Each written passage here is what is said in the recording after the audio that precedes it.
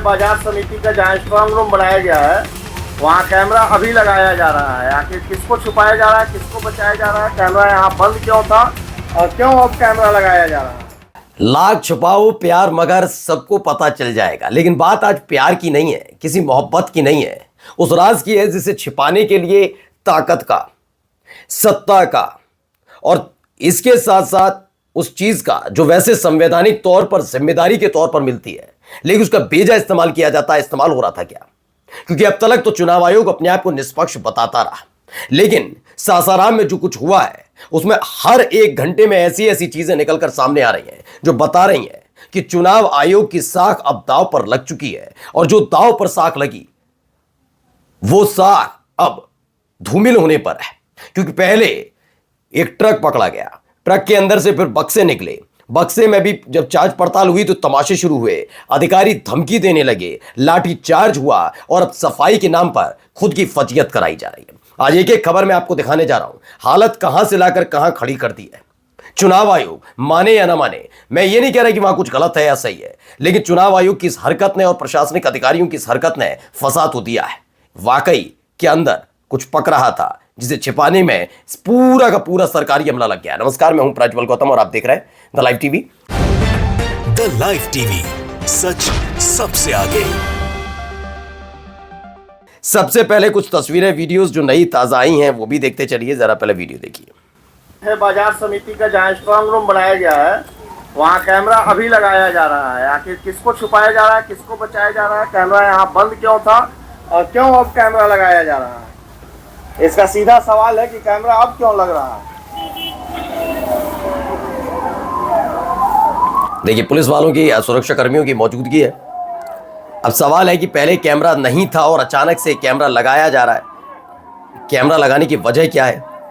अब यही सवाल पूछा जा रहा है, अब क्यों कैमरा लगाया जा रहा है, पहले जो कैमरा था उसे क्यों हटाएगा, ये सवाल पूछा जा रहा है उधर से।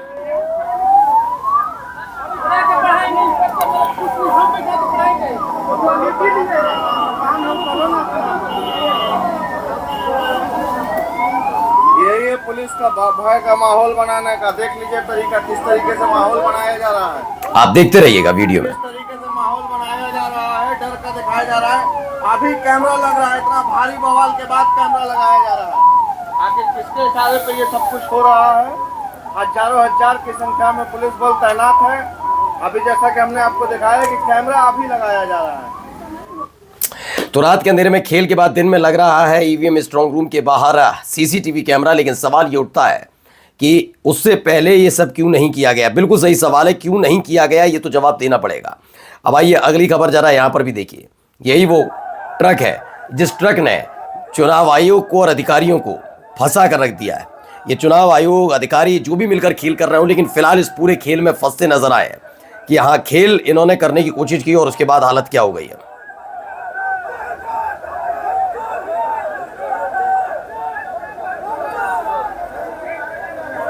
तो देखिए, इस ट्रक के अंदर बक्से हैं। अगर कोई और वजह भी होती तो मैं समझ सकता था, ठीक है, ऐसी चीजें चलती हैं, आना जाना लगा रहता है। लेकिन जब बक्से इसके अंदर क्या कर रहा है, ये सवाल उठ रहा है।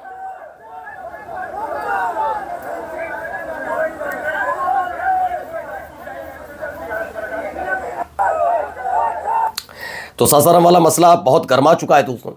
और गरमाया सिर्फ इस वजह से नहीं है कि वहां जो चीजें हुई, उसके अलावा उसे छिपाने की जद्दोजहद में खुद की फजीयत कराने वाली स्थिति लाकर खड़ी कर दी। ये चाहते तो बड़े आराम से इन सब चीजों पर रोक लगाई जा सकती थी, आराम से किया जाता। लेकिन आप सोचिए,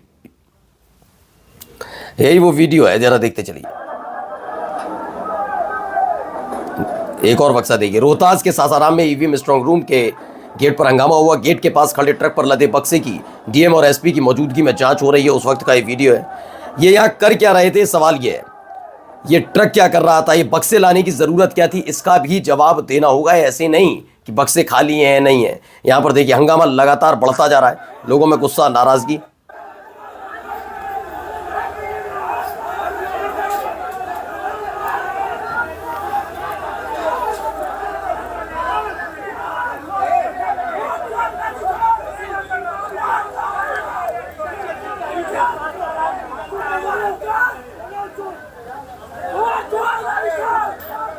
तो तो वोट चोर के नारे लगाए जा रहे हैं। विधानसभा चुनाव के स्ट्रांग रूम के बाहर हंगामा, ये हंगामा इसलिए हुआ रोहतास में क्योंकि यहाँ पर जो ट्रक पकड़ा गया, मैंने पहले भी, इससे पहले जब फर्स्ट फेज की जब वोटिंग हुई थी तब भी हमने आपको दिखाया था कि वहां पर दरअसल हो ये रहा था कि कैमरे बंद हो रहे थे, और कैमरे बंद होना, जबकि स्ट्रांग रूम जहां पर ईवीएम रखी है ये बहुत संवेदनशील है। मैंने पहले भी कहा कि चलिए मैं मानता हूं कि कभी कभी दिक्कतें, टेक्निकल प्रॉब्लम आती है, लेकिन जब आपकी साख दाव पर हो, मैं कह रहा हूं, मैं पूरी जिम्मेदारी के साथ कहता हूं, पूरा विपक्ष झूठ बोलता है, ठीक है, जनता भी झूठ बोल रही है। सबसे ज्यादा नैतिकतावादी इस समय ज्ञानेश कुमार है और चुनाव आयोग है, मैं कह देता हूं चलिए।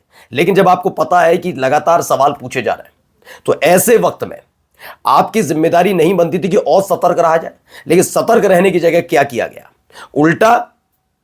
उल्टा ऐसी चीजें निकल कर सामने आई। क्या प्रॉपर लाइट नहीं होनी चाहिए थी? सीसीटीवी कैमरे हमेशा 24 घंटे नहीं चलने चाहिए थे? क्या यह मौजूदगी नहीं होनी चाहिए कि अधिकारी पूरी तरह सतर्क रहे? रात के वक्त में जो गाड़ियां आ रही थी उन पर रोक नहीं लगनी चाहिए थी? तमाम चीजें क्यों नहीं की? यानी आप खुद जानते हैं कि खेला हो रहा है क्या, जिस पर पर्दा डालने के लिए काम किया जा रहा है। अगली खबर देखिए जरा, यहाँ क्या कह रहे हैं प्रशासनिक अधिकारी, जरा इनको भी सुनिए। कल शाम में हम लोग को जानकारी मिली, इस तरह की बात उठ रही है कि बाजार समिति तकिया में ईवीएम से भरा हुआ ट्रक घुसने की सूचना हम लोग को प्राप्त हो रही थी।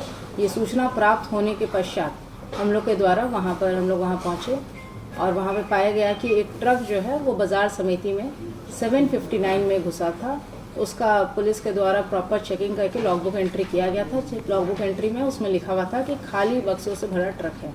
उसके पश्चात वहाँ पे जो अभ्यर्थी, उनके जो कैंडिडेट्स, उनके जो ऑथराइज्ड वहाँ पे पर्सनल थे, वो लोग भी उपस्थित थे। उनके समर्थक भी भारी संख्या में वहाँ उपस्थित थे। उन सभी के समक्ष उस ट्रक को खोला गया और उस ट्रक का में बहुत सारे स्टील के डब्बे पाए गए।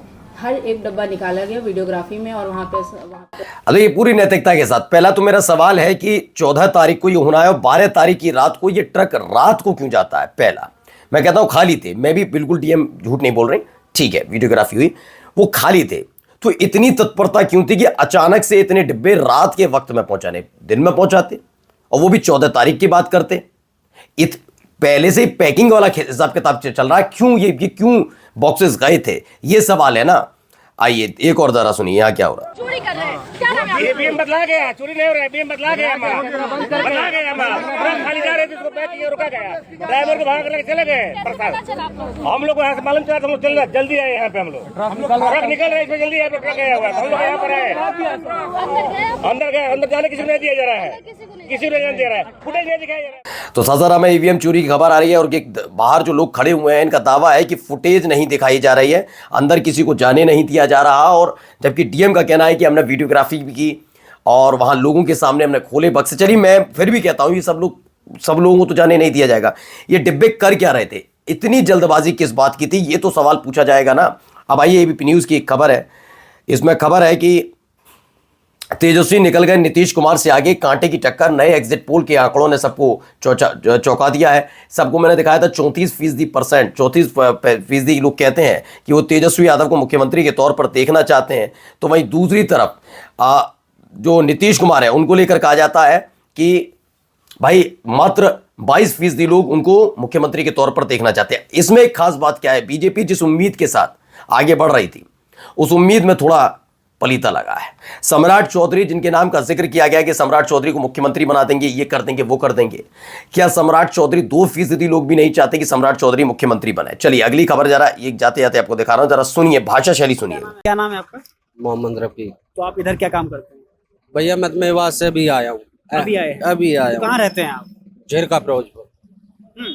तो आपको तो पता होगा आज जितना मीडिया घूम रहा है, ये सब हुआ क्या है, सब मेरे को नहीं पता भैया, नहीं पता है। अभी आके रुका ये खड़ी बाइक। हाँ हाँ जी। आपको पता है फलस्तीन गजा में क्या हो रहा है?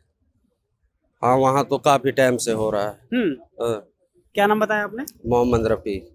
यहाँ से हजारों किलोमीटर दूर मोहम्मद रफीक को ये पता है कि फलस्तीन और गजा में क्या हो रहा है, लेकिन इन जो विस्फोटक बारूद जो कहते हैं ना, उसके ढेर पर बैठे हुए क्या नाम बताया आपने?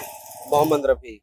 मोहम्मद रफीक को ये नहीं पता है कि इनके पास से कोई आज इतना बड़ा आतंकवादी गिरफ्तार किया गया है जो डॉक्टर के रूप में इस हॉस्पिटल में अपनी सेवाएं दे रहा था और जिसके घर से हजारों किलो विस्फोटक सामग्री बरामद हुई है। और मोहम्मद रफीक कह रहे हैं कि गजा और फलस्तीन के बारे में तो इनको पता है कि वहाँ क्या हो रहा है, लेकिन इनको यहाँ नहीं पता है कि यहाँ क्या हो रहा है। अब ये बताइए, ये इन्होंने कहा है, ये जानकारी कैसे मिलेगी, ये कैसे मिलती है? अच्छा, मीडिया से। वो मीडिया जो कल तक धर्मेंद्र को मार दिया था, अभिनेता धर्मेंद्र की मौत करा दी थी, निधन करा दिया था, इंतकाल करा दिया था, वो मीडिया इनसे मिलेगी जो खास तौर पर मुसलमान से पूछ रहे हैं। मैं तो कहता हूँ 2-4 हिंदुओं से भी पूछ लेते, पूछ पाएंगे। दरअसल आप सोचिए इनकी मानसिकता, किस मानसिकता के साथ जाकर ये पत्रकारिता करते हैं। और खास बात यह है कि इनके खिलाफ कार्रवाई भी नहीं होती, क्योंकि अगर इनको गिरफ्तार करने कोई पहुंच भी जाए ऐसे पत्रकारों को, तो दूसरे पक्ष वाली जो सरकारें बैठी हैं वो पुलिस को लगा देती हैं अपने, और पुलिस वालों की भिड़ंत होती है। अब आप खुद सोचिए किस मानसिकता के साथ देश को आगे बढ़ाया जा रहा है। नमस्कार।